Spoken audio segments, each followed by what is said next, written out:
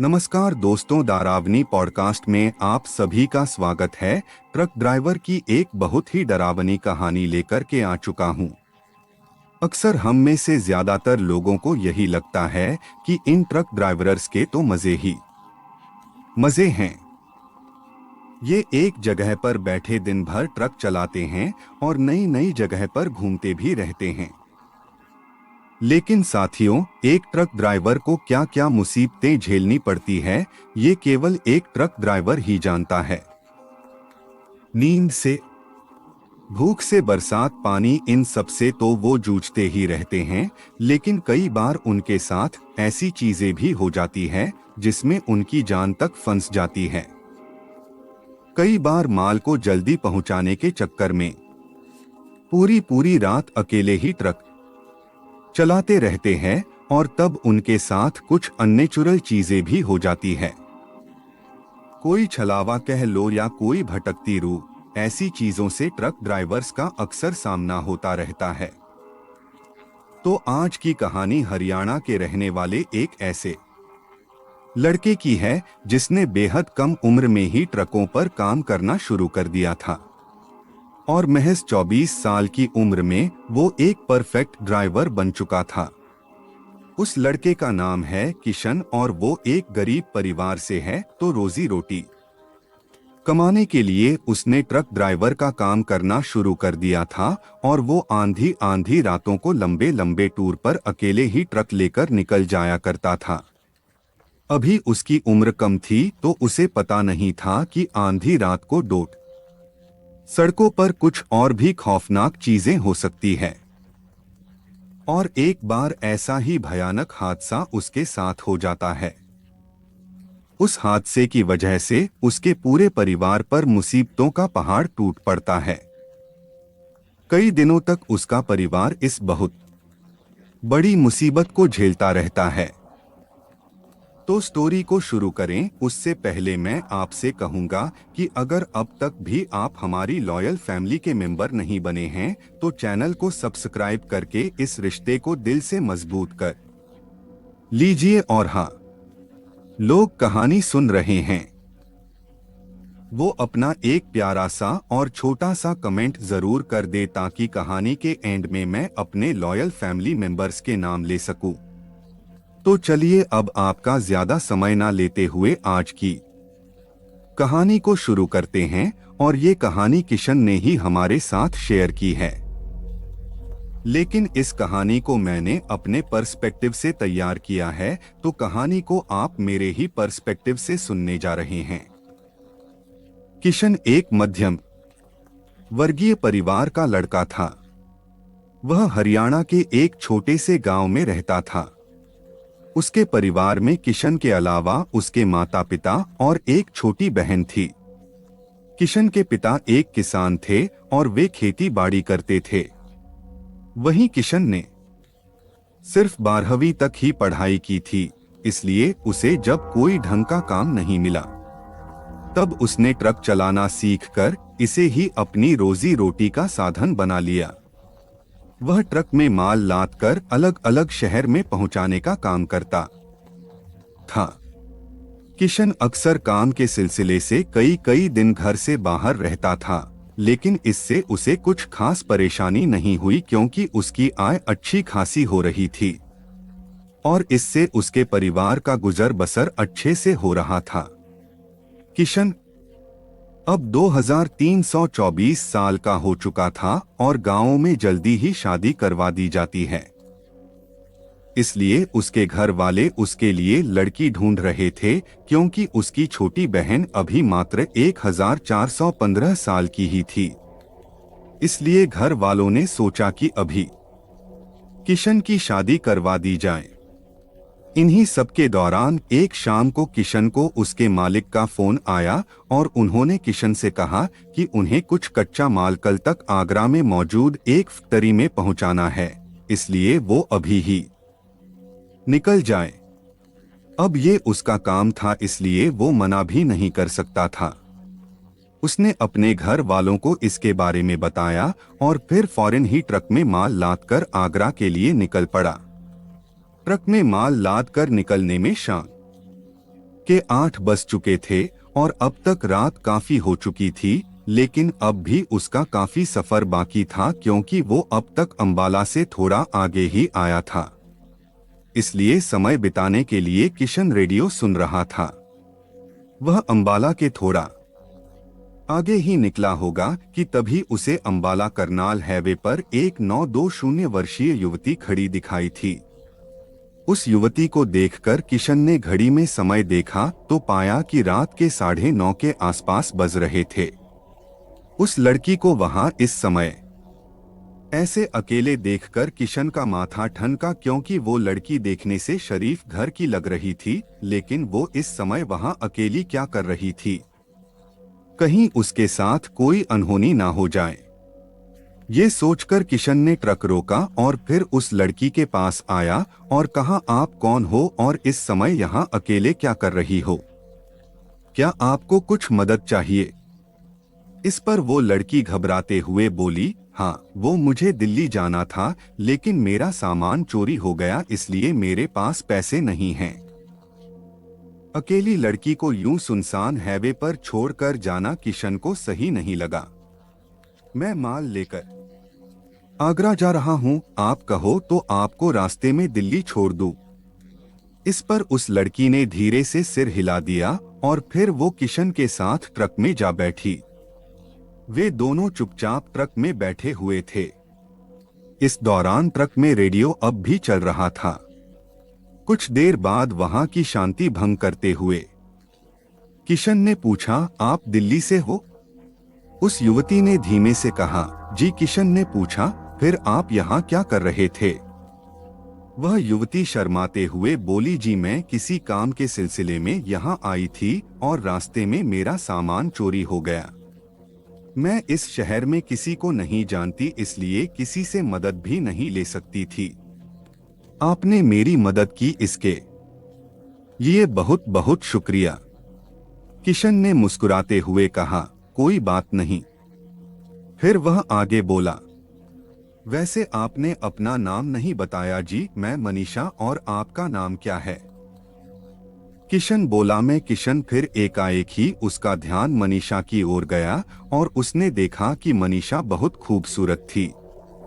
उसके नए नक्श तीखे थे, लेकिन आंखों के आसपास थोड़ा काजल फैला हुआ था जिससे साफ जाहिर था कि वह काफी रोई होगी। उसके बाल थोड़े बिखरे हुए थे। शायद 1-2 दिन से कंघी भी नहीं की होगी उसने, लेकिन फिर भी इसका उसकी खूबसूरती पर कोई खास फर्क नहीं पड़ रहा था। लाल सलवार सूट उसके ऊपर काफी फब रहा था। किशन छिप छिप कर मनीषा को निहारने लगा था, लेकिन जैसे ही मनीषा की नजर उस पर पड़ती तो वो नजरें फेर लेता। मनीषा ने ये नोटिस कर लिया था, लेकिन वो कुछ नहीं बोली। किशन शायद मनीषा की खूबसूरती पर मोहित हो गया था, लेकिन वो ये बात उस युवती को नहीं बता सकता था, इसीलिए चुप ही रहा। फिर कुछ ही देर में मनीषा किशन के साथ बात करने में सहज महसूस करने लगी और वे दोनों बातें करने लगे। इसी दौरान बातों बातों में किशन को पता चला कि मनीषा के माता पिता कुछ समय पहले ही स्वर्ग से धार चुके थे और अब उसका इस दुनिया में कोई नहीं था। रिश्तेदार सारे ही मतलब के लिए उससे बात करते थे, इसीलिए मनीषा ने भी सभी से कन्नी काट ली थी। बातों बातों में एक ढाबा आ गया। किशन ने ट्रक वहां रोका और कहा, चलिए थोड़ा चाय नाश्ता कर लेते हैं, अभी सफर काफी लंबा है। यह सुनकर मनीषा हिचकिचाते हुए बोली, मेरे पास पैसे नहीं हैं। मैंने आपको बताया था ना कि मेरा सामान चोरी हो गया है। तब किशन ने कहा, कोई बात नहीं, पैसे मैं दे दूंगा, आप कुछ खा पी लो। अभी रास्ता काफी लंबा है और रात भी काफी हो रही है। ऐसे में मुझे नींद भगाने के लिए चाय लेना जरूरी भी है और अकेले खाना पीना मुझे अच्छा नहीं लगेगा। इस पर मनीषा मना ना कर सकी क्योंकि उसे भी भूख तो लगी ही थी। खैर ढाबे पर उतरकर वे दोनों चाय नाश्ता करने के लिए बैठ गए। इस दौरान किशन ने मनीषा से कहा, आप शर्माइए मत, आप जो खाना चाहती हैं खा सकती हैं। फिर किशन ने एक वेटर को बुलाकर अपने लिए चाय और कुछ हल्का फुल्का नाश्ता मंगवाया, क्योंकि अभी उसे पूरी रात ट्रक चलाना था, इसलिए वो ऐसा कुछ नहीं खा सकता था जो भारी हो। फिर मनीषा ने उस वेटर से पूछा, क्या आपके पास मीट मछली कुछ है? उस वेटर ने कहा, जी है। मनीषा बोली, ठीक है, फिर मेरे लिए एक प्लेट वहीं ले आइए चावल के साथ। बाद वो वेटर वहां से चला गया। कुछ समय बाद वो दोनों का ऑर्डर ले आया। खाना आते ही मनीषा ने बिना अधिक समय गवाए वो पूरा खाना चट कर दिया। लेकिन यहाँ एक बात अजीब हुई कि मनीषा बहुत अजीब तरह से खाना खा रही थी, जैसे कोई भूखा भेड़िया अपने शिकार पर टूट पड़ता हो। वैसे ही किशन को ये पहले तो अजीब लगा, लेकिन फिर उसने सोचा कि शायद मनीषा को काफी भूख लगी होगी और क्या पता उसने कितने दिनों से खाना नहीं खाया होगा। खाना खाकर वे दोनों वापस ट्रक में बैठकर वहां से चले गए। खाना खाकर अब मनीषा काफी बेहतर लग रही थी। ट्रक चलते ही दोनों की बातें दोबारा शुरू हो गई। इसी दौरान मनीषा ने किशन से पूछा, क्या आपकी शादी हो चुकी है? किशन ने उसे बताया, जी नहीं, लेकिन घर वाले लड़की ढूंढ रहे हैं। ये सुनकर मनीषा थोड़ी उदास हो गई।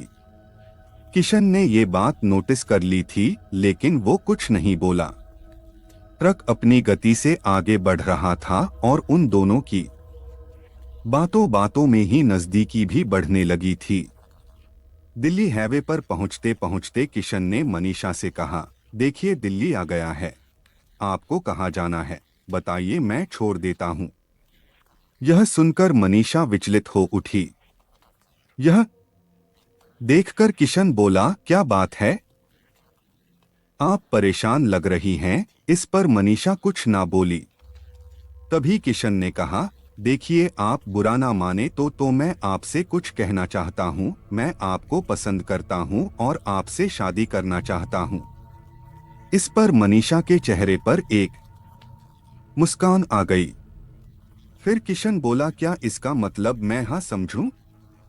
मनीषा ने मुस्कुराते हुए हल्के से सिर हिला दिया।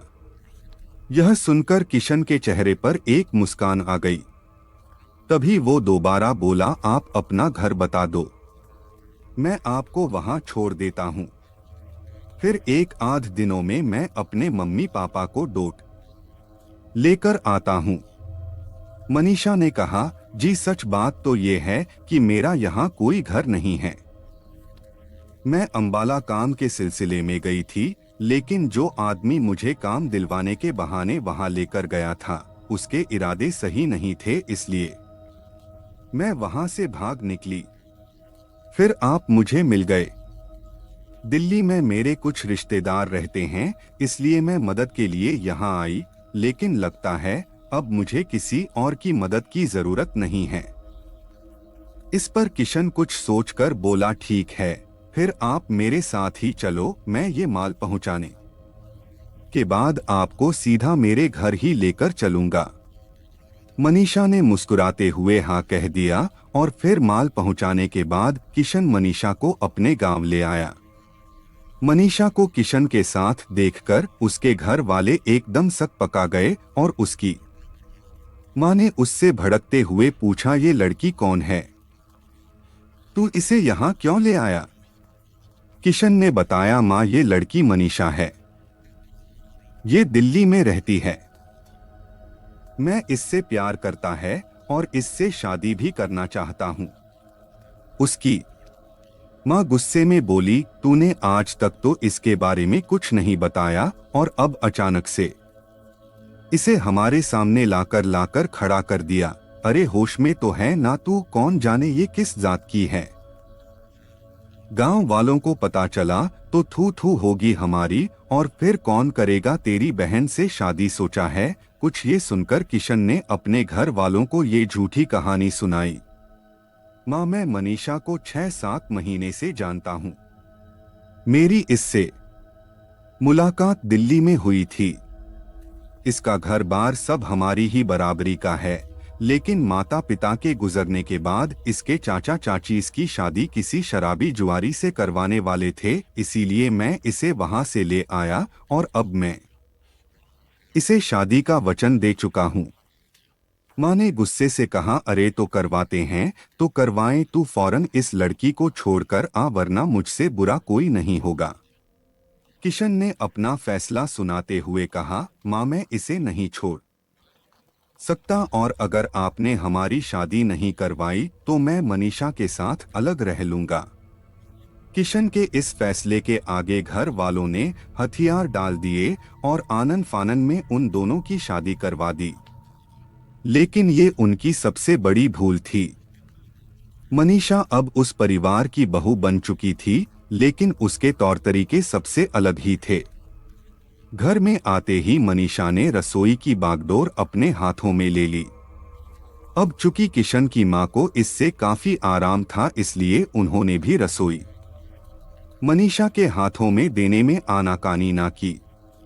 लेकिन हाँ, वो मनीषा को दिन रात ताने जरूर दिया करती थी। अब मनीषा पूरे घर की देखरेख खुद करती, सबका खाना भी बिना किसी की मदद लिए खुद बनाती। उसके हाथों का बना खाना सबको पसंद भी आ रहा था। पता नहीं कैसे बनाती थी वो खाना कि कोई भी एकदम से उसके बनाए खाने पर टूट पड़ता। मनीषा सारे काम एकदम अच्छे से कर रही थी, लेकिन किशन की मां उसे फिर भी ताने देती। ये सब देखकर किशन का मन नहीं कर रहा था काम पर वापस जाने का, क्योंकि उसे मनीषा की चिंता हो रही थी। इसी तरह से 910 दिन बीत गए कि तभी उसके मालिक का उसे फोन आया कि उसे माल लाद कर जल्दी से कोलकाता के लिए निकलना होगा। किशन ने इसके लिए मना किया और कहा, मेरी अभी अभी शादी हुई है, इसीलिए नहीं आ सकता। आप किसी और ड्राइवर को बोल दीजिए। किशन को ये बोलते हुए उसकी मां ने सुन लिया, इसलिए वो गुस्से में बोली, शादी हुई है तो क्या हमेशा अपनी बीवी के पल्लू से ही बंधा रहेगा? जा जाकर काम धंधा कर, यहाँ हम नहीं हैं जैसे कि उस महारानी के पास। अपनी माँ की बात सुनकर किशन कुछ ना बोल सका और उसने अपने मालिक को बोल दिया कि वो आ रहा है। ये बोलकर किशन अपने कमरे में आकर निकलने की तैयारी करने लगा। तभी मनीषा उसके पास आई और रुआव से स्वर में बोली, कहाँ जा रहे हो तुम मुझे छोड़कर? किशन ने कहा, काम पर जा रहा हूँ मनीषा, मैं 3-4 दिनों में लौट आऊंगा। मनीषा रोते हुए बोली, मैं यहाँ अकेले कैसे रहूंगी?